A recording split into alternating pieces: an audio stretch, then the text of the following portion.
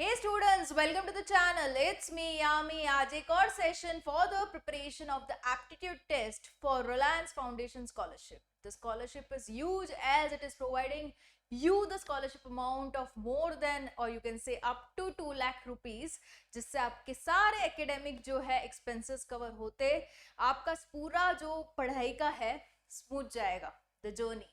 Right, so it's very valuable scholarship and you can't afford to miss the chance of getting the scholarship just because of the reason of getting less marks into the aptitude test.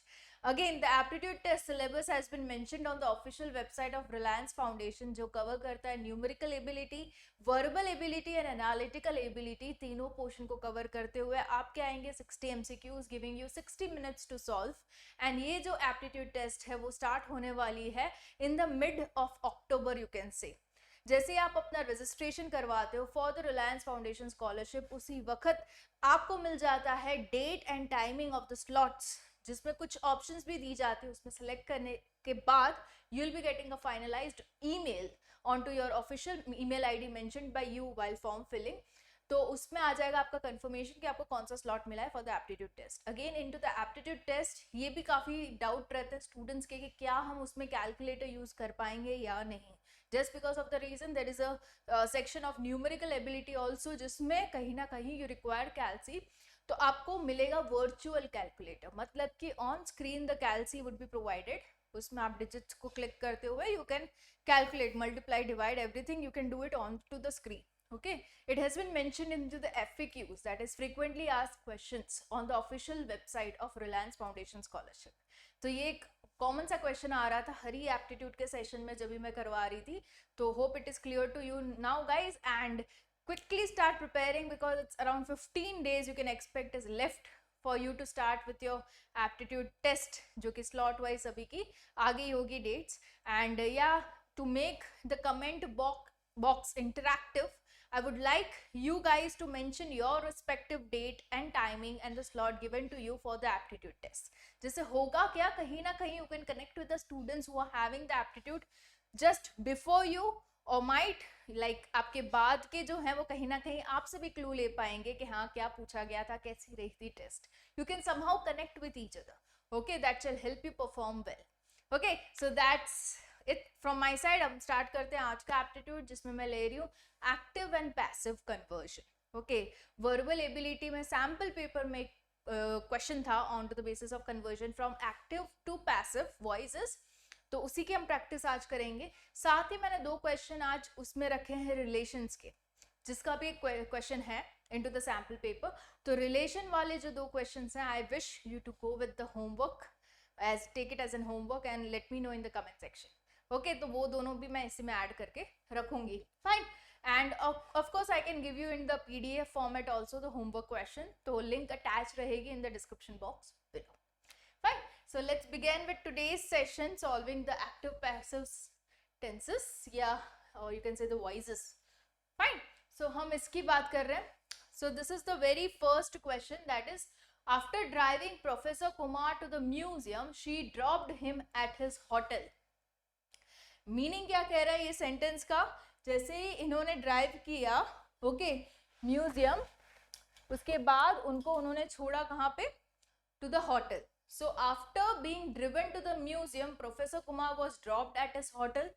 Okay, Professor Kumar was being driven, dropped, ये तो हो ही नहीं सकता, right? So this is completely wrong. After she had driven Professor Kumar to the museum, she had dropped him at his hotel. हो सकता है. She was driven to Professor Kumar to the museum. She was driven तो हो ही नहीं सकता. So ये कहीं ना कहीं सेट हो रहा है between A and C. अब दोनों को फिर से पढ़ना ठीक रहेगा. See, active passive में होता क्या है, there is a general rule into which you need to identify कि इस पर्टिकुलर लाइन में सब्जेक्ट कौन सा है, ऑब्जेक्ट कौन सा है. Okay, the main character of this particular line is your subject, and वो किसी पे काम कर रहा है या तो किसी और चीज की सहायता ले रहा है, तो that is the object. Okay, तो एक्टिव पैसिव में होगा क्या, you need to change the object to subject and subject to object, उल्टा करना है. Right, that is the basic rule. So after driving Professor Kumar to the museum, she dropped him at his hotel. कोई लड़की है जिन्होंने professor Kumar को पहले museum ले गई, उसके बाद उन्होंने ड्रॉप किया hotel. This is the Hindi ideal simple meaning of this sentence. Now after being driven to the museum, Professor Kumar was dropped at his hotel. Okay, so यहाँ पे ये आ गया, ऑब्जेक्ट का सब्जेक्ट बन गया, right. This was the person who was dropped at a hotel, and उसमें क्या लिखा है, उसने उसको होटल में ड्रॉप किया, तो it has been reversal, right? So option A here goes right with the passive mode. Fine. Next in the list is I remember my sister taking me to the museum. मुझे याद है मेरी बहन मुझे museum ले जाती थी. I remember I was taken to the museum by my sister. Okay, I was taken. ले जाती थी मुझे, and I was taken. Okay, उल्टा हो गया subject object. I remember being taken to the museum by my sister. Being taken, अभी यहाँ पे दोनों sentences में यही हो रहा है कि सब्जेक्ट का ऑब्जेक्ट हो गया है, ऑब्जेक्ट का सब्जेक्ट हो गया है, रिवर्सल तो हो गया है, बट यहाँ पे आपको वर्ब देखना है. तो यहाँ पे taking me to the museum, okay, continuous ING form है, तो यहाँ पे बीइंग टेकन आ जाएगा, राइट. तो it should also remain into continuous tense. Okay, so ये हो गया. So second option, I remember being taken to the museum by my sister. Next in the list is who is creating this mess. कौन है जो ये mess को create कर रहा है. तो ये अभी मेस जो है वो ऑब्जेक्ट हो गया, right. Who is creating this mess, वो कौन है जो ये मेस को क्रिएट कर रहा है, राइट. मेस किसके द्वारा क्रिएट की जा रही है. So by whom this mess is being created, creating, being, right. So this is the continuous tense. The option C goes right over here.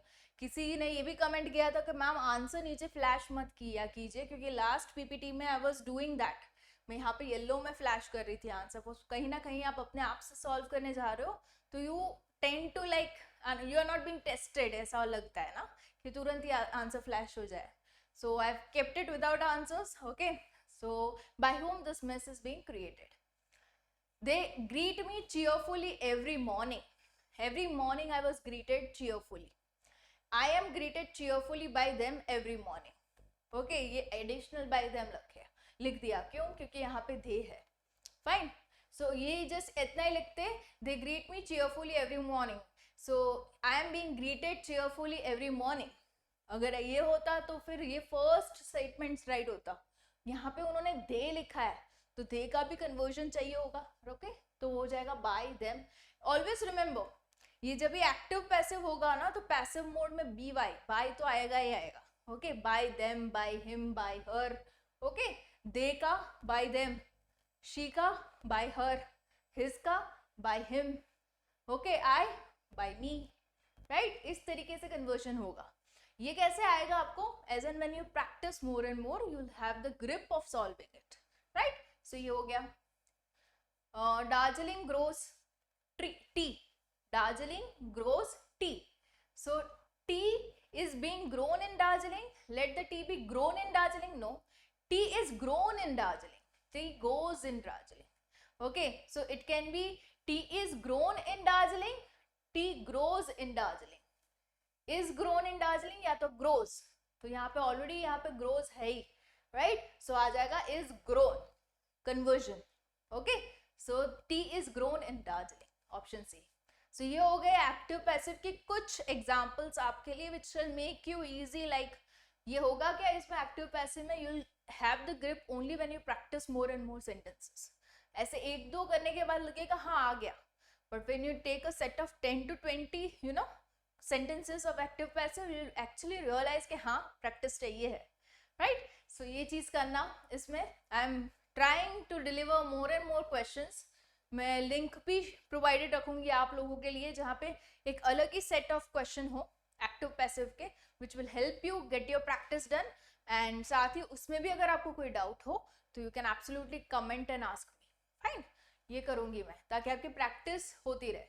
अभी जो नेक्स्ट दो क्वेश्चंस है are relation based questions. So I want you guys to answer that in the comment section. Take it as an homework. Okay, so ये एक बढ़िया सा question है. I will just try and explain you the question. Answer आप अपने से ढूंढिएगा. Pointing to the photograph of a boy, Suresh said.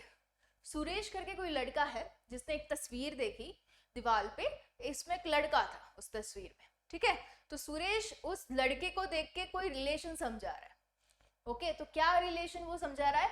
He is the son of the only son of my mother. He is the son of the only son of my mother.